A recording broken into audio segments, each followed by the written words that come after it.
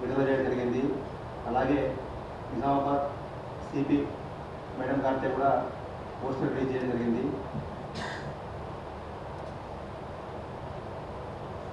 ACB గురించి యువత వాళ్ళ పాత్ర మరియు ఫ్యూచర్ జనరేషన్ మీద ఎఫెక్ట్ ఎలా ఉంటుందనే గురించి కూడా విద్యార్థులకు వ్యాసరచన పోటీలు కండక్ట్ చేయడం జరిగింది.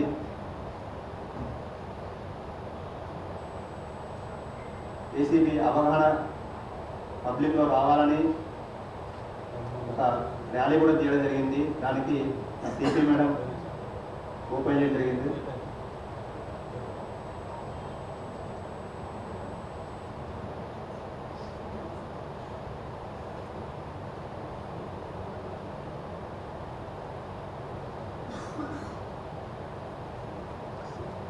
కరప్షన్ యాక్ట్ ఏసీబీ వాళ్ళు ఇంప్లిమెంట్ చేసేది ప్రివెన్షన్ ఆఫ్ కరప్షన్ యాక్ట్.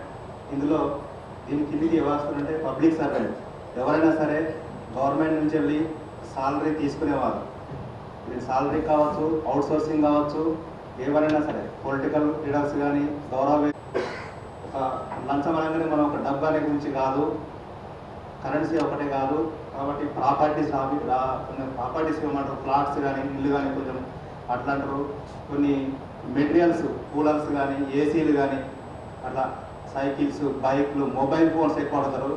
కొన్ని జిల్లాలల్లో వడ్లు ఒక 10 క్వింటల్స్ బియ్యం పట్టి ఇవ్వడం, అట్లా కొన్ని గ్రెయిన్స్ కూడా అడగడం జరిగింది. సో అవన్నీ కూడా లంచం కిందికి వస్తాయి. గత 2-3 ఇయర్స్ నుంచి చూసుకుంటే ఈ డిపార్ట్మెంట్ కేసులు ఆల్మోస్ట్ అన్నీ కావాలని మన దగ్గర లోకల్గా కనిపించే డిపార్ట్మెంట్ అన్నీ కూడా అట్లా కేసులు రిజిస్టర్ చేస్తున్నాము. రైడ్స్లో పాల్గొన్నప్పుడు అలా కొన్ని కేసులో భారీగా 2,93,00,000 క్యాష్ నెట్ క్యాష్ సీజ్ చేశాము. తెలంగాణ స్టేట్లో ఏసీబీ జరిగిన రైడ్స్లో అంతా నెట్ క్యాష్ సీజ్ చేయడము ఫస్ట్ టైం నిజామాబాద్ రేంజ్లో చేశాము. కాబట్టి jewelleries, currency, documents, passbooks, bank accounts అవన్నీ కూడా సీజ్ చేస్తాము.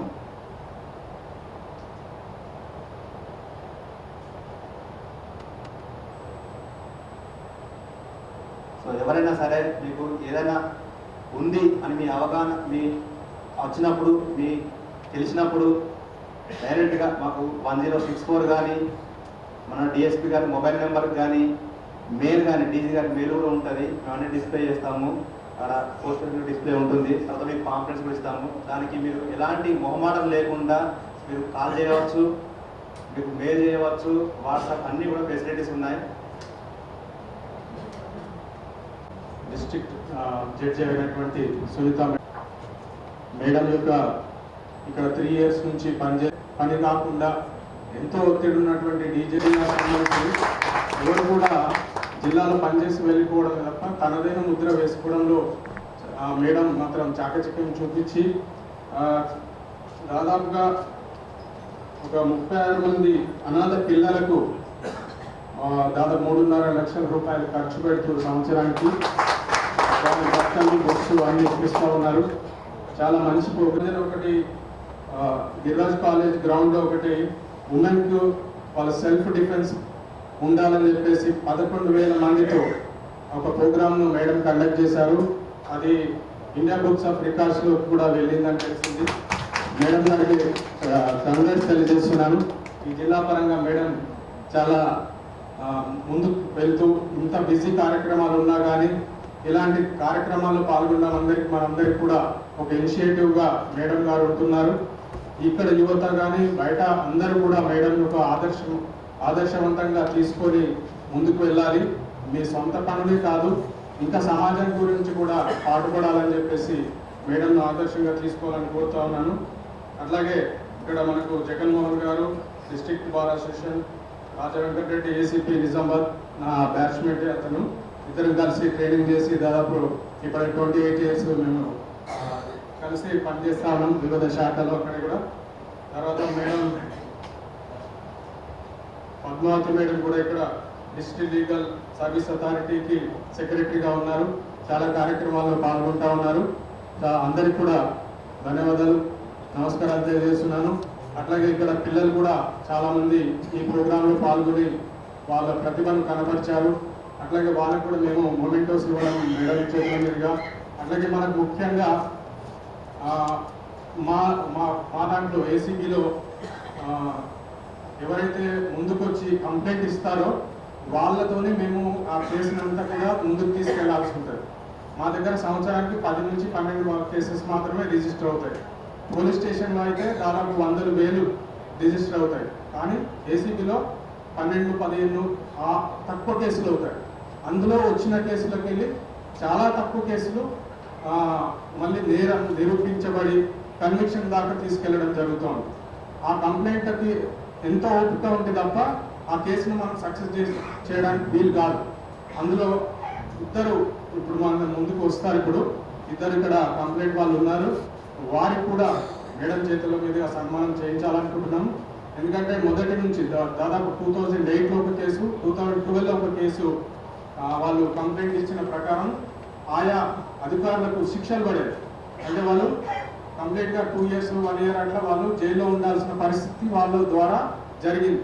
అధికారులకు అలాంటి పరిస్థితి వచ్చింది. వాళ్ళు 2008 నుంచి ఇప్పటి వరకు కూడా అదే దీక్షతో ఉన్నారు. వాళ్ళు అలాంటి వారిని మనం గౌరవించడం బాగుంటుందనే ఉద్దేశంగా ఆ ప్రోగ్రాంలో వీళ్ళని కూడా ఇన్వాల్వ్ చేయడం జరిగింది.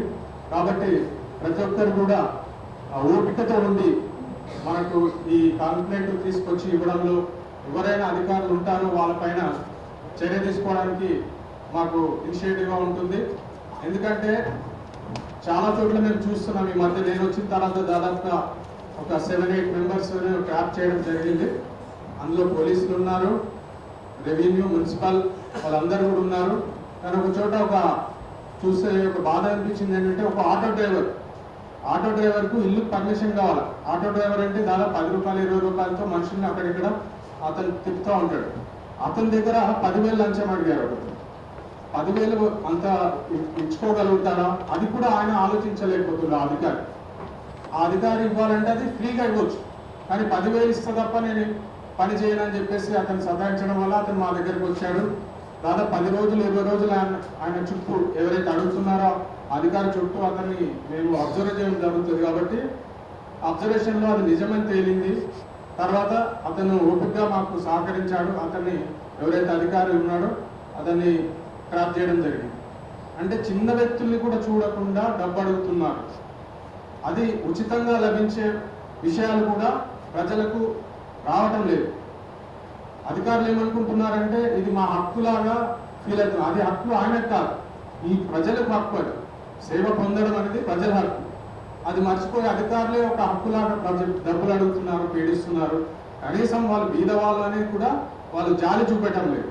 కాబట్టి దయచేసి ఇదందరూ మీరు మనము అందరూ మనం కలిసి పనిచేసి జ్యుడిషియరీ ముందు పెడితే మేడం వాళ్ళకు తగిన శిక్ష వాళ్ళకు వేస్తారు. కాబట్టి మీరందరూ దీనికి కోఆపరేట్ చేసి ముందుకు రావాలని చెప్పడానికి కొరకు, ఈ సమాజానికి ఒక మెసేజ్ ఇవ్వడం కొరకు ఈ ప్రోగ్రామ్స్ అన్ని చేయడం జరుగుతుంది. అన్ని జిల్లాల్లో కార్యక్రమాలు చేస్తున్నారు. మేము ముఖ్యంగా మేడం గారిని రిక్వెస్ట్ చేశాము. ఎందుకంటే కంప్లైంట్ ఎవరైతే ఉంటారో కన్విక్షన్ దాకా తీసుకొచ్చారు. ఇది మేడం వారి సబ్జెక్ట్ కాబట్టి మేడం ముందుకు ఈ ప్రోగ్రామ్ మేము అడిగాము. మేడం కూడా స్పందించి మాకు టైం ఇవ్వడం జరిగింది. అందరికీ కూడా కృతజ్ఞతలు తెలుపుతూ ముగిస్తున్నాను. Thank you. Good morning to all of you. First of all ఏంటంటే మనందరికీ తెలుసు, మాకు డివిసి యాక్ట్ ఏముంటుంది, కట్నం ఇవ్వడం నేరం, తీసుకోవడం నేరం. ఇది మనకు తెలుసు. కానీ నడుస్తూనే ఉంటుంది. ఇచ్చేవాళ్ళు ఇస్తూనే ఉంటారు, తీసుకునేవాళ్ళు తీసుకునే ఉంటారు. ఏదైనా అయినప్పుడు మాత్రమే మన దృష్టిలోకి వస్తాయి, కేసులు అవుతాయి. అంతేనా? అలాగే ఇక్కడ అవినీతి నిరోధక శాఖకు సంబంధించి కూడా లంచం ఇవ్వడం నేరమే, తీసుకోవడం నేరమే. సార్ ఇప్పటి వరకు తీసుకునే వాళ్ళ గురించి చెప్పారు, నేను ఇచ్చే వాళ్ళ గురించి కూడా చెప్పదలుచుకున్నాను. అంటే పనులు అవ్వడం కోసం, ఈజీ అవ్వడం కోసం ఇది ఒక రకంగా మన పౌరులే అలవాటు చేసిన విధానం. ఇది కొంచెం లంచం ఆస్వాదించి తొందరగా పని అయిపోతే బాగుండనేది. అంటే సామాన్య ప్రజల ధోరణి అలాగే ఉంటుంది. పని కావాలని తొందరలో మనం ఇవ్వడం అలవాటు చేస్తాం, వాళ్ళు తీసుకోవడం అలవాటు అయిపోతారు. అయితే ఇప్పుడు ఈ అవినీతి నిరోధక శాఖ ఈ ప్రోగ్రామ్స్ కండక్ట్ చేయడం వల్ల అవేర్నెస్, అంటే ప్రభుత్వ ఉద్యోగులందరికీ కూడా లంచం ఇవ్వకుండానే మనం పని చేయించుకోగలగాలి. అది కదా మనం కావాలనుకున్నది సొసైటీ. అయితే దీనిలో భాగంగా వీరు ప్రచారం చేస్తున్నారు. ఇప్పుడు ఆ నెంబర్ ఇచ్చారు, టోల్ ఫ్రీ నెంబర్ 10-1064 అని. అయితే దీని అందరూ కూడా ఉపయోగించుకోవాలి. యాక్చువల్గా డిఎల్ఎస్ఏకి ఈ అవినీతి నిరోధక శాఖకి ఎటువంటి సంబంధం లేకుండా ఉండేది మొన్నటిదాకా. ఫర్ ది ఫస్ట్ టైం డిఎల్ఎస్ఏలో కూడా ఒక కంప్లైంట్ రావడం జరిగింది. ఒక పోలీస్ అధికారి లంచం అడుగుతున్నారు ఒక పని కోసం, బ్రేక్ రిలీజ్ కోసం అని చెప్పేసి వచ్చింది. అయితే దాన్ని ఫస్ట్ టైం మేము కాంటాక్ట్ అయ్యాం ఏసీబీ వాళ్ళతో, ఇది ఎట్లా సాల్వ్ చేయాలని చెప్పేసి. అప్పుడు మాకు వచ్చిన ఆలోచన ఏంటంటే ఈ కేసు కూడా మేము టేకప్ చేయొచ్చు అనేది మా స్ఫోటకు వచ్చింది. కాబట్టి నేను ఈ సందర్భంగా అందరికీ చెప్పేది ఏంటంటే, మీరు డైరెక్ట్ పోలీస్ స్టేషన్కి వెళ్ళలేకపోయినా, భయపడినా, అంటే వాళ్ళ అబ్జర్వేషన్ ఉంటుందని మీకు ఏమైనా భయం అనిపించినా కూడా మా న్యాయ సేవా సదనకు వచ్చి కూడా మీరు కంప్లైంట్ ఇవ్వచ్చు. దానిని మేము వాళ్ళని పిలిపించి మీకు ఏ విధమైనటువంటి అంటే ఆ కంప్లైంట్ని వాళ్ళకి పరిచయం చేసి ఇట్లా ఉంది ప్రాబ్లం అని చెప్పేసి అట్లా కూడా అనుసంధానం చేసి మేము ఈ కేసులని అంటే మీకు కొద్దిగా సపోర్ట్ కూడా దొరుకుతుంది. దీనివలన అందరూ డిఎల్ఎస్ఏకి వెళ్తారనే ఛానల్ ఉంది అనేది ప్రజలకు ఎవరికి తెలియదు, అంటే అడిగే ఆఫీసర్లకు తెలియదు. కాబట్టి ఇది ఒక ఛానల్గా ఉపయోగించుకొని కూడా మనము ఇంకా మరిన్ని కేసులు సాల్వ్ చేయాలని కోరుకుంటూ ఈ అవకాశం ఇచ్చినందుకు అందరికీ థ్యాంక్స్ చెప్తున్నాను. ఆ పని చేస్తాను డిమాండ్ అనేది ఉంటుందో అది కూడా ఇప్పుడు నేరంగా పరిగణించబడుతుంది 2018 నుంచి. కాబట్టి ఆయన డిమాండ్ చేసిండు కానీ తీసుకోలేదు. డిమాండ్ చేసిన పార్ట్ కూడా ఇప్పుడు నేరంలోకి వస్తుంది. అలాగే ఇప్పుడు ఏసీపీ నిజామాబాద్ రాజా వెంకటరెడ్డి గారిని మాట్లాడాల్సిందిగా కోరుచున్నాను. డీజే మేడం గారికి, అలానే డిఎల్ఎస్ఏ మేడం గారికి, జగన్మోహన్ గౌడ్ గారికి, అలానే డిఎస్పీ ఏసీబీ గారికి మరియు ఏసీబీ అధికారులందరికీ, ఇక్కడ చేసిన ఎన్జిఓస్, ఆర్గనైజేషన్స్, మీడియా, తర్వాత ఈ వ్యాసరచన పోటీలో పాల్గొన్న విద్యార్థులందరికీ కూడా నా నమస్కారాలు. ఈ వారోత్సవాల భాగంగా డిసెంబర్ 3 నుంచి 9 వరకు వివిధ ప్రాంతాల్లో ఏసీబీ అధికారులు ప్రోగ్రామ్ చేస్తూ ఉన్నారు. అలాగే దీని గురించి మనకు 3 కిలోమీటర్స్ దాకా కూడా ఆల్రెడీ ప్రోగ్రామ్ ఆర్గనైజ్ చేసి పబ్లిక్లో ఈ నంబర్ ఏదైతే 1064 నెంబర్ ఉందో ఇది వివిధ రూపాల్లో పబ్లిక్లో తీసుకెళ్ళి మరింత పబ్లిక్లో ఇది వచ్చేటట్టు ప్రతి ఒక్కరికి కూడా దీని మీద అవగాహన కలిగేటట్టు ఈ కార్యక్రమాలు చేపడతా ఉన్నాం. ఇప్పటి వరకు డిఎల్ఎస్ఏ మేడం గారు చెప్పినట్టు ప్రోత్సాహం ఉండడంతో ఎప్పుడైతే పబ్లిక్ వాళ్ళ పనులు కావాలని డబ్బు ఇస్తే పనివేయమని లేకపోతే ఏదో దాంట్లో లేకుండా సిస్టమ్ ఉన్నప్పుడు వాళ్ళు ఇచ్చడం ఎప్పుడైతే స్టార్ట్ అవుతుందో తీసుకోవడం కూడా అదే స్టార్ట్ అవుతుంది. ఇచ్చే పర్సెంటేజ్ మనం అది కూడా తగ్గించాలి. మెయిన్గా చూసుకుంటే ఒక 100% పీపుల్ ఉంటే ఎక్కడైనా ఎనీ డిపార్ట్మెంట్ అయినా 20% హానెస్ట్ అధికారులు ఉంటారు, 20% డిజానెస్ట్ ఉంటారు, 60% మీడియేటర్ ఉంటారు. అంటే వాళ్ళ సిచ్యువేషన్స్ బట్టి, పరిస్థితులను బట్టి, ఇవన్నీ పరిస్థితులను బట్టి వాళ్ళు ఉంటారు. ఎక్కడైతే ఎన్విరాన్మెంట్ అంటే మనం ఉండే నివసించే ఎన్విరాన్మెంట్ ఎలా ఉందో వాటి ప్రభావం పనిచేసే అధికారుల మీద చాలా ఉంటుంది. అక్కడ ఉండే అధికారి ప్రతి ఒక్కరు నిజాయితీగా పనిచేయాలనుకుంటారు, కానీ అక్కడ ఉండే ప్రెషర్స్ కానీ, అక్కడ ఉండే సిచ్యువేషన్స్ కానీ, ఎన్విరాన్మెంట్ కానీ, డబ్బులు ఇచ్చి ప్రోత్సహించే అధికారం కానీ, ఇవన్నీ కూడా ఒక అధికారి మీద చాలా ప్రభావం చూపించి ఆ 60% అధికారులు ఎవరైతే ఉన్నారో వాళ్ళు యాక్చువల్గా వాళ్ళు బేసిక్గా మనం ఆలోచిస్తే వాళ్ళు ఎప్పుడు కూడా కరప్షన్ చేయాలి. ఆ సిచ్యువేషన్స్ ఏవైతే ప్రోత్సహిస్తున్నాయో వాటి మీద కూడా తీసుకొచ్చి ఆ 60% అధికారుల మీద ఫోకస్ ఎక్కడెక్కడ సిస్టంలో లెగనాస్ ఉన్నాయి, ఎక్కడెక్కడ అవకాశాలు వస్తున్నాయి, వాళ్ళకి ఎందుకు వస్తుంది.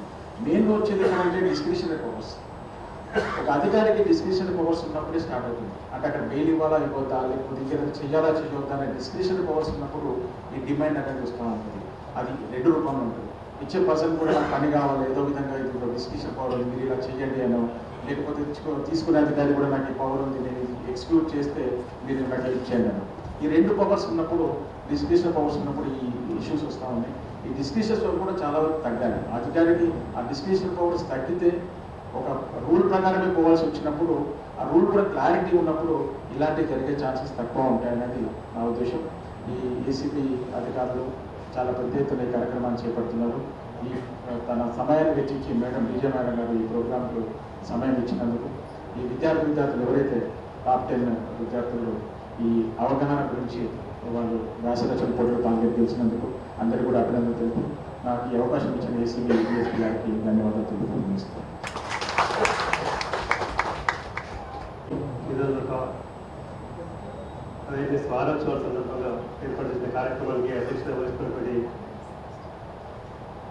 ఏసీబీ డిఎస్పీ చంద్రశేఖర్ గౌడ్ గారికి, అలాగే ఈ కార్యక్రమానికి ముఖ్య అతిథిగా అయినటువంటి జిల్లా principal session judge Sunitha Kunchala గారికి, ఏఎస్ఐ కార్యదర్శి పద్మావతి గారికి, నగర ఏసీపీ రాజారెడ్డి గారికి, కార్యక్రమానికి హాజరైనటువంటి తోటి న్యాయవాదులు, అలాగే పోలీస్ అధికారులు, విద్యార్థులు అందరికీ నమస్కారం తెలియజేస్తూ, వాళ్ళ అవినీతి అనేది చాలా అన్ని రూపాల్లో కనిపిస్తూ ఉంది. ముఖ్యంగా ప్రభుత్వ పరంగా అయితే అధికారులు అయితే అవినీతి ఉంటుందో దానికి కేంద్రంగా ఇవాళ ప్రజాస్వామ్య వ్యవస్థ అయితే హాని కలుగుతూ ఉన్నది. లంచం అనేది ఇవ్వడము తీసుకోవడమే లేదని చెప్పి ఈ సందర్భంగా తెలియజేయడం జరిగింది. ముఖ్యంగా అయితే లబ్ధి పొందేందుకు కోసం ప్రభుత్వ అధికారులు అయితే తమ యొక్క విచక్షణ అధికారం నుంచి అధికార దుర్వినియోగం చేసి అలాంటి పనులు చేయడం అవినీతి అనేది జరుగుతూ ఉన్నది. ముఖ్యంగా ఇవాళ విద్యార్థులు యువత కూడా ఆలోచన చేయాలా, ఈ అవినీతి పట్ల అవగాహన కలగాల.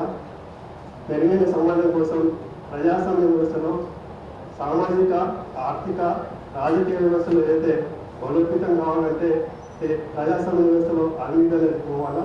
ప్రజలు మెరుగైన సమాజం కోసం పాటుపడే కోసం ప్రతి ఒక్కరు కూడా ఈ సందర్భంగా ప్రతిజ్ఞ తీసుకోవాలా. ఎవరు కూడా చట్ట వ్యతిరేకంగా అవినీతిగా కాకుండా పాల్పడకుండా మన యొక్క సమాజంలో నైతిక విలువలు పెంపొందే విధంగా మనమందరము ముందుకు సాగాలని చెప్పేసి విద్యార్థి యువత కూడా ఈ సందర్భంగా తెలియజేస్తాను. ఈ కార్యక్రమం ఏర్పాటు ఏసీబీ శాఖ వారికి ధన్యవాదాలు తెలియజేస్తాను. చెప్తా ఉన్నారు 10-12 కేసులు అవుతాయి రాష్ట్ర మన జిల్లాలో, దాంట్లో కమిషన్ అయ్యేది 1-2. ఈ ప్రజలు కూడా మీరు అవగాహన తీసుకురావాలని చెప్పి ఈ సందర్భంగా కోరుతా ఉన్నారు. వారి యొక్క పనితీరును కూడా ఈ సందర్భంగా అభినందిస్తాను. ఈ అవకాశం ఇచ్చిన మీ అందరికీ ధన్యవాదాలు చెప్పి ముగిస్తాము. ముందుగా ఈ ఏసీబీ వారోత్సవాల సందర్భంగా పెట్టిన ఎస్ఏ కాంపిటీషన్స్లో ప్రైజెస్ సెక్యూర్ చేసుకున్న స్టూడెంట్స్ అందరికీ నా కంగ్రాచులేషన్స్. అంటే ఇప్పటివరకు మేము ఎప్పుడు ఏసీబీతో టైఅప్ అయ్యి ఎప్పుడు ఏం పని చేయలేదు, అంటే ఎప్పుడు ఒక మీటింగ్ కూడా చేయలేదు. ఎందుకంటే ఏసీబీ కోర్ట్స్ వేరే ఉంటాయి, మనకి ఇక్కడ ఏసీబీ కోర్ట్ ఏం లేదు కాబట్టి ఏసీబీ ఆఫీసర్స్తో కానీ ఏసీబీ టీమ్స్తో కానీ ఎప్పుడు కలిసే అవకాశం మాకు రాలేదు. మా ఏసీపీ సార్ ఈ టీం అంతా అయితే మా police team, ACP sir, DCP sir మేమందరం అయితే ఇక రెగ్యులర్ కలిసి చేస్తూనే ఉన్నాం. అంటే మేము ఇంటర్వ్యూ చేయిస్తుంటాం అనుకుంటా, అది వేరే విషయం. పాపం బాగా సతాయిస్తాం మేము మా పోలీస్ ఆఫీసర్స్ని, కానీ ఏమనుకోకుండా చేస్తూనే ఉంటారు. సో ఏసీబీతో అయితే ఇదే ఫస్ట్ టైం. బట్ అంటే మాకు తెలియని విషయాలు కూడా చాలా ఉన్నాయి. అంటే జనరల్గా మనందరికి అలవాటు ఎట్లుంటుందంటే మనకు సంబంధించిన వర్క్ అంతవరకే చేసుకుంటాం, పక్క విషయాలు పెద్ద అంటే నేర్చుకోవాల్సిన విషయాలు నేర్చుకోము, అవసరం లేని మాత్రం పక్కింటి విషయాలు అలాంటివన్నీ బాగానే ఫోకస్ చేస్తాము. కానీ మనం నేర్చుకోవాల్సింది ఏమన్నా ఉంటే అది కొంచెం ఆ ఫోకస్ చాలా తక్కువ ఉంటుంది. అంటే ఇక లంచాలు అంటే కరప్షన్ వీటి గురించి చెప్పాలి అని అంటే ఫస్ట్ మన కరప్షన్ ఎక్కడ స్టార్ట్ అవుతుందో చెప్పండి. మన అందరము కరప్టెడ్. నేను మా మీడియా సోదరుని రిక్వెస్ట్ చేస్తున్నాను, మాట్లాడినంత రాయకండి ప్లీజ్. కొన్ని ఏదో సరదాగా పాస్ అయిపోతే తిరిగి వచ్చిన తర్వాత చెప్తారు, లేకపోతే దర్శనం చేసుకుంటా ఇంకేదో ఉంటాయి. అక్కడ మనమే మన దేవుడితోనే ఫస్ట్ మన డీల్ స్టార్ట్ అవుతుంది లక్ష్యం, అవునా? సరే, అది ఎవరికి ఇబ్బంది కలిగించేది కాదు, అది దేవుడికి మనకి మధ్య ఉన్న డీల్ కాబట్టి దానివల్ల ఎవరికి వచ్చే నష్టం కూడా ఏం లేదు. దేవుడు పాస్ చేస్తే ఆయన కొబ్బరికి వస్తుంది, లేకపోతే మనకి ఇంకొక ఏమంటారు దాన్ని సెప్టెంబర్ బ్యాచ్లో ఎగ్జామ్స్కి ప్రిపేర్ అవ్వడానికి అవకాశం వస్తుంది. అంటే అదేంటి ఏప్రిల్ మే కాకపోతే ఏదో సినిమాలో అంటాడు నెక్స్ట్ సెప్టెంబర్, లేకపోతే మళ్ళీ మార్చ్. కాబట్టి అది మనకి ఇష్యూ కాదు. కానీ మేడం చెప్పినట్టు అందరం కూడా ఒక మంచి సొసైటీ కావాలని కోరుకుంటాం, అందరికీ కూడా ఒక నేరరహిత సమాజం కావాలని కోరుకుంటాం. కానీ ఆ నేరరహిత సమాజం అనేది ఎట్లా వస్తుంది? సమాజంలో ఉండేది మనమే. మనం చేస్తేనే ఒకటి పని నేరం అవుతుంది. మనం నేరం అని తెలిసిన తర్వాత ఆ పని చేయకుండా ఉంటే అదే మనం సమాజానికి మన తరపు నుంచి ఇచ్చే రిటర్న్. అలా చేయకుండా మనం ఉండగలిగిన రోజున నిజంగానే ఎక్కడ నేరాలు ఉండవు. ఇప్పుడు లంచం ఇవ్వడం తీసుకోవడం ఎంత నేరమో ఇవ్వడం కూడా అంతే నేరం అనేది ఇప్పుడు అందరికీ తెలిసిన విషయమే. ముందు మనమే ఇవ్వకపోతే లంచం తీసుకునే వాళ్ళు ఉండరు కదా. మనం అంటే ఆ లంచం ఇవ్వకుండా పని చేయించుకునే పరిస్థితుల్ని మనం క్రియేట్ చేసుకోవాలి. చాలామంది అంటే అందరికి అట్లా అలవాటు అయిపోయింది. ఏదన్నా పని తొందరగా అవ్వాలంటే కొంచెం డబ్బులు ఇస్తే తొందరగా పని అయిపోతుంది ఇట్లా. సో పని తొందరగా చేయించుకోవాలి. అట్లానే మనము ఈ కరప్షన్ని ఎంకరేజ్ చేసేది అనేది మనం ముందు కట్టేల్ చేయాలి. అలా చేసిన రోజున నిజంగానే ఈ యాంటీ కరప్షన్ వాళ్ళకి కూడా ఎక్కువ పని ఉంటుంది. ఈ సార్ చెప్పినట్టు అంటే ఒక 10 to 12 కేసెస్ రిజిస్టర్ అయ్యాయంటే అంటే కరప్షన్ లేదా మన దగ్గర. 10 కేసులే రిజిస్టర్ అవుతున్నాయి అని అంటే దానికి మనం శవాష్ అనుకోవాలా? మన దగ్గర అసలు నిజామాబాద్లో కరప్షనే లేదు, 10-12 కేసుల కంటే లేవు అని. దానికి ఎంతమంది ఒప్పుకుంటారు చెప్పండి? అంతే ఉందా? 10-12 కేసుల్లోనే కరప్షన్ ఉందా? లేదు కదా. ఎక్కడికి వెళ్ళినా కరప్షన్. ఇంత కరప్షన్ ఉన్నప్పుడు మన బాధ్యత ఏంటి? అలా ఎవరైనా మనల్ని లంచం అడిగినప్పుడు లంచం ఇస్తేనే పని చేస్తానన్నప్పుడు ఖచ్చితంగా కంప్లైంట్ చేయాల్సిన బాధ్యత ఒక రెస్పెక్టబుల్ పర్సన్గా మనకు ఉంటుంది. కానీ ఎంతమంది ఏం చేస్తున్నాం? ఇది చేస్తే ఇది ఎంత దూరం వెళ్తుందో, నా పని ఇంకెప్పటికి అవుతుంది, ఎందుకు వచ్చింది, అడిగిన డబ్బులు వాడికి ఇచ్చేస్తే నా పని అయిపోతుంది కదా అని కంప్లైంట్ ఇచ్చి పోలీసుల చుట్టూ తిరిగి రేపు వాడే అవతల వైపు వాడికి స్టేటస్ ఏంటో మనకి తెలుస్తూనే ఉంటుంది. వాళ్ళు ఏమన్నా థ్రెటనింగ్స్ చేస్తారేమో, ఇట్లాంటివన్నీ కూడా మనకి చాలా భయాలు ఉంటాయి. కానీ ఎక్కడో దగ్గర మనము ఒక యాక్టివ్ రోల్ తీసుకొని మనం అంటూ ఒక అడుగు ముందుకేస్తేనే మనల్ని చూసి ఇంకొక నలుగురు వస్తారు. ఎప్పుడైనా మొదటి అడుగు ఒకటే ఉంటుంది, అవునా కదా? మనం ఫస్ట్ స్టార్ట్ చేస్తే ఆ తర్వాత మనల్ని ఫాలో అయ్యే వాళ్ళు చాలామంది ఉంటారు. వీళ్ళు ఇంత ధైర్యంగా చేశారు కాబట్టి మనం కూడా ఈ దాంట్లో వెళ్ళచ్చు, మనం కూడా వితౌట్ ఎనీ కరప్షన్ మన పని పూర్తి చేయించుకోవచ్చు అనేది అందరికీ వస్తుంది. ఇందాక డిస్ప్లేలో మనము పవర్ పాయింట్ ప్రెజెంటేషన్లో చూపెట్టాం. అన్ని డిపార్ట్మెంట్స్లో కరప్షన్ ఉందని, డబ్బులు లేకుండా పనులు అసలు అవ్వవు అనేది కూడా అందరికీ తెలిసిందే. కానీ ఎవరైనా ఇప్పుడు పని చేసి పెడితే ఇప్పుడు మనం దేవుడు కొబ్బరికాయ కొట్టినట్టు ఏదో ఇచ్చింది తీసుకొని పని చేస్తే అదొక దారి, అది కూడా అసలు తీసుకోకూడదు ఫర్దర్ రీజన్. కానీ డిమాండ్ అనేది మాత్రం ఎప్పుడూ ఉండకూడదు. అలా డిమాండ్ చేసినప్పుడు మీరు దాన్ని రెసిస్ట్ చేయాలి, మనందరం కూడా రెసిస్ట్ చేయాలి. ఇక మీరు చక్కగా ఇప్పుడు ఇంతకు ముందన్నా ప్రతిదీ పోలీస్ స్టేషన్కి వెళ్ళి కంప్లైంట్ చేయాలి, అది ఏ తరహా నేరమైనా సరే. కానీ ఇప్పుడు అన్నిటికీ టోల్ ఫ్రీ నెంబర్స్ వచ్చాయి. మేము ఎప్పుడు ఎక్కువ మాకు లీగల్ సైడ్ ఈ పోక్సో కేసులు లేకపోతే ఇట్లాంటివి ఉంటాయి కాబట్టి మాకు 1098 అలాంటి నెంబర్సే గుర్తుంటాయి.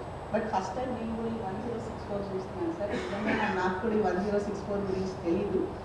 ఇట్లా అంటే మోస్ట్లీ అవేర్నెస్ లేకపోవడం కూడా ఒక కారణము. అంటే ఏసీబీ దాని గురించి అంటే యాంటీ కరప్షన్ ఆ ఇష్యూస్ గురించి మీరు కూడా ఎప్పుడు ఎట్లాంటి అవేర్నెస్ క్యాంప్స్ చాలా తక్కువ చేసినట్టు. బట్ అవి ఇంకా మేము మిమ్మల్ని రిక్వెస్ట్ చేసేటంటే ఏ అవేర్నెస్ క్యాంప్స్ కూడా కొంచెం ఎక్కువ చేయాల్సి ఉంటుంది.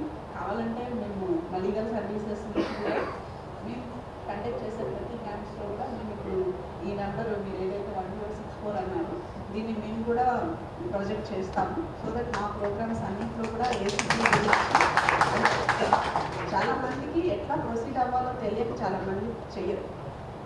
ఇట్లా టోల్ ఫ్రీ నెంబర్ ఉంది, మనం పోలీస్ స్టేషన్కి వెళ్ళకుండా కూడా మన కంప్లైంట్ రిజిస్టర్ చేయొచ్చు అని అనుకుంటే చాలామంది చేసేదానికి అవకాశం ఉంటుంది. కాబట్టి ఇట్లాంటి విషయాలు మీరు మీ అందరికీ మీ చుట్టుపక్కల మీ ఫ్రెండ్స్ ఉన్నారు, మీ పేరెంట్స్ ఉంటారు, ఊళ్ళలో మీరు ఊరికి వెళ్ళినప్పుడు మీ ఫ్యామిలీ మెంబర్స్ రిలేటివ్స్ మీరు అందరికీ కూడా షేర్ చేయాలి. ఇప్పుడు మనకి ఏదైనా ఒక విషయం తెలిస్తే అది మన దగ్గరే పెట్టుకుంటే మనతోనే ఉండిపోతుంది. మన సొసైటీ బాగుండాలి. ఇట్లాంటి యాంటీ కరప్షన్ కానివ్వండి, లేకపోతే వరకట్నం కూడా మనందరికీ తెలుసు. కట్నం తీసుకోవడం ఎంత నేరమో కట్నం ఇవ్వడం కూడా అంతే నేరం. కానీ అది రెండూ లేకుండా ఇప్పుడు పెళ్ళిళ్ళు అవ్వట్లేదు. ఒకసారి నేను ఇట్లాగే ఒక స్కూల్ డిగ్రీ కాలేజ్ అనుకుంటా ప్రోగ్రామ్కి వెళ్ళాము. ఇక్కడ కాదు, నేను ఆదిలాబాద్లో వర్క్ చేస్తున్నాను. అక్కడ ఒక అబ్బాయి లేచి, మేడం ఒక క్వశ్చన్ నాది డౌట్ అని. సరే చెప్పండి అని. ఇది ఎప్పుడో వరకట్న నిషేధ చట్టం ఎప్పుడో వచ్చింది కదా, కానీ ఇంతవరకు అది ఇంప్లిమెంట్ కావట్లేదు.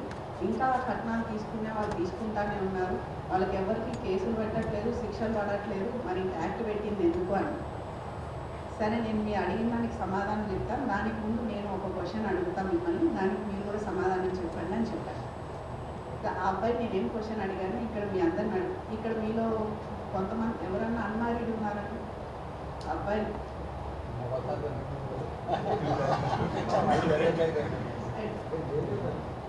కొన్ని పెళ్లి ఏజ్ ఉన్న కొడుకులు ఉన్న వాళ్ళు అయితే నేను అతను అడిగింది ఏదో ఒకటే అడిగాను.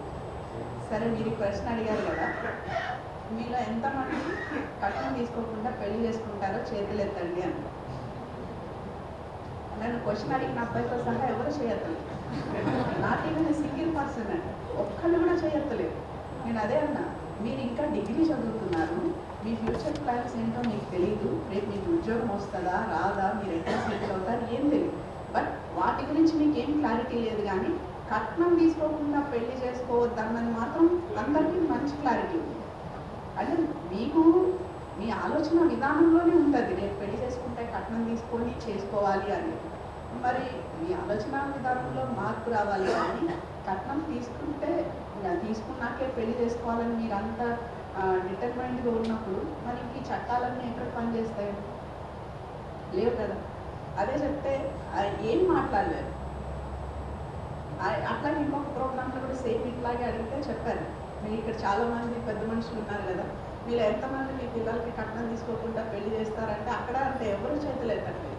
అసలు ఆ క్వశ్చన్కి నాకు ఇంతవరకు ఒక్కరు కూడా చేతులు ఎత్తినోడు అనిపించలేదండి. కట్నం మా బాబు రెడీగా ఉన్నాడు, చేస్తాం. Okay, thank you for me అందరికీ కూడా అట్లా చేతులు ఎత్తిన వాళ్ళందరికీ కూడా. ఓకే, అంటే బేసిక్గా కూడా అంటే ఒకళ్ళు ఒక ఫస్ట్ స్టెప్ తీసుకుంటే అట్లా వాళ్ళని చూసి ఇంకొక ముగ్గురు నలుగురు, ఆ నలుగురు రేపు 10 మంది అవ్వచ్చు, ఆ 10 మంది 100 మంది అవ్వచ్చు. ఏది ఒక్క రోజులో జరగదండి. సమాజంలో మార్పు అనేది ఏది ఒక్క రోజులో అయితే రాదు, అది కొన్ని సంవత్సరాలు పడుతుంది. కానీ ఎప్పుడు ఎవరు చేయట్లేదు, మనం ఒక్కళ్ళని చేస్తే అవుతుందా అన్న ఆలోచన మనందరం మార్చుకోవాలి. ఏమో మనం చేస్తే అవుతుందేమో, ఎందుకు చేయదు, మనం చూసి ఇంకొక నలుగురు వస్తారేమో, ఎందుకు రాదు? ఈ దృక్పథంతో ఇలాంటి ఒక ఆలోచనతో కనుక మనం ముందుకెళ్తే ఖచ్చితంగా మనందరం కోరుకున్నట్టు నేరరహిత సమాజాన్ని మనం నిర్మించుకోవడానికి పెద్ద ఇబ్బంది ఏమి ఉండదండి. కాబట్టి అందరూ కూడా ఆలోచన విధానం, ఆ థింకింగ్ అనేది ఒక సిమిలర్ లైన్స్లోకి మ్యాచ్ అవ్వాలి. అట్లా వచ్చిన రోజు ఖచ్చితంగా మనందరం కూడా ఒక మంచి సమాజంలో, ఒక మంచి సొసైటీలో బతికేయడానికి అవకాశం ఉంటుంది. మన జనరేషన్ అయిపోతుంది, but what about next generation? At least మనం ఇప్పుడు స్టార్ట్ చేస్తే మన జనరేషన్, మన పిల్లలు, వాళ్ళ పిల్లలైనా కూడా హ్యాపీగా ఎట్లాంటి ఇబ్బందులు ఏమి లేకుండా బతికే ఒక సమాజాన్ని మనం వాళ్ళకి ఇవ్వచ్చు కదా. మనం ఏం ఆస్తులు ఇచ్చినా ఇవ్వకపోయినా పిల్లల్ని చదివించి వాళ్ళకి ఒక మంచి సమాజంలో బతికే అవకాశం ఇవ్వగలిగితే అంతే సరిపోతుంది. కాబట్టి ఈరోజు ఈ ఏసీబీ వారోత్సవాల సందర్భంగా నేను మరొకసారి ఎవరైతే కంప్లైంట్స్ ఉండి కంప్లైంట్ ఇచ్చిన తర్వాత, అది చాలా పెద్ద విషయం అండి. కంప్లైంట్ ఇచ్చిన తర్వాత ఇవ్వడం ఒక ఎత్తు, దాన్ని ఎండింగ్ వరకు తీసుకెళ్ళడం కూడా అది చాలా పెద్ద విషయం.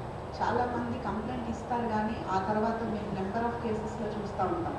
తర్వాత కోర్టుకు వచ్చి అవతల వైపు వాళ్ళు బెదిరిస్తున్నారనో, లేకపోతే వాళ్ళు ఏదో డబ్బులు ఇస్తే కాంప్రమైజ్ అయిపోయారనో, లేదా వివిధ రకాల కారణాలు, ఎవరి కారణాలు అనుకుంటే వాళ్ళతో కేసు సగంలోనే క్లోజ్ చేస్తున్న పరిస్థితులు చాలా ఉన్నాయి. 100 కేసులు రిజిస్టర్ అయితే ఒక 10 సంఖ్యలోనే కన్విక్షన్ వస్తుంది. అది మన ఏసీపీ గారికి చాలా బాగా తెలుసు, ఎన్ని కన్విక్షన్స్ వస్తాయి ఏంటి, ఎట్లా ఉంటుంది పోలీస్ కేసులు అయితే. ఇక్కడ ఉన్న పోలీస్ సోదరులందరికీ కూడా తెలుసు, వాళ్ళు ఎంతో కష్టపడి ఎంత ఇన్వెస్టిగేషన్ చేసి రాత్రంతా పగలక ఇన్వెస్టిగేషన్లో మునిగిపోయి అంత కేసు కోర్టుకు తీసుకొచ్చిన తర్వాత విట్నెసెస్ సపోర్ట్ చేస్తారో లేదో తెలియదు. ఎవరి రీజన్స్ వాళ్ళకు ఉంటాయి. అల్టిమేట్గా ఆ కేసు పేట్ ఏంటో కూడా ఎవరు చెప్పలేరు. ఈ కష్టమంతా ఒక కేసు ఎక్విటల్ అయిపోతే ఇక వీళ్ళు పడిన కష్టమంతా కూడా బురదల కోసం పన్నీగా అయిపోతుంది. సో కంప్లైనెంట్ లాస్ట్ వరకు కోఆపరేట్ చేయడం అనేది కూడా చాలా పెద్ద విషయం అండి పోలీస్ కేసెస్లో. So I once again congratulate all the complainant's. ఎవరైతే వాళ్ళ కేసుని చివరి వరకు తీసుకెళ్ళి సపోర్ట్గా నిలబడి వాళ్ళు గెలిచి సాధించుకున్నారో వాళ్ళని చూసి మిగతా అందరూ కూడా ఎవరైనా సరే కంప్లైంట్స్ ఉంటే దానికి నిలబడాలి. అది మన హక్కు. మన హక్కును కాపాడుకోవడం కోసం, మన హక్కు కోసం మనం పోరాడడమే. మనం ఇంకొకళ్ళది ఎవరిది ఏం అడగటం లేదు. మనకి న్యాయంగా జరగాల్సిన పని న్యాయంగానే చేయాలి ఎవరైనా సరే. దానికోసం ఎవరైనా ఏదైనా లంచం అడగడం కానీ అలాంటివి ఏమైనా చేస్తే అవి ఖచ్చితంగా మనందరం కూడా పోరాడాల్సిన విషయాలు. ఈ మిగతా అందరూ కూడా వీళ్ళని చూసి ఇంకా అందరూ కూడా ముందుకొచ్చి ధైర్యంగా కేసుని ఫైట్ చేయాలా, కంటెస్ట్ చేయాలి. అట్లాగే ఈ 1064 నెంబర్ ఏదైతే ఉందో దీన్ని అందరికీ స్ప్రెడ్ చేసి ఈ కరప్షన్ విషయం ఏదైతే ఎప్పుడు ఎవరికి ఏ ఇబ్బంది వచ్చినా కానీ ఆ టోల్ ఫ్రీ నెంబర్కి అనేది కంప్లైంట్ లాడ్జ్ చేసి అందరూ కూడా ఈ యాంటీ కరప్షన్ అనే ఈ యొక్క మిషన్ని అందరూ పార్టిసిపేట్ చేయాలని కోరుకుంటున్నాను. మరొకసారి ఈ విద్యార్థులందరికీ కూడా కంగ్రాచులేట్ చెప్తూ థ్యాంక్ యూ.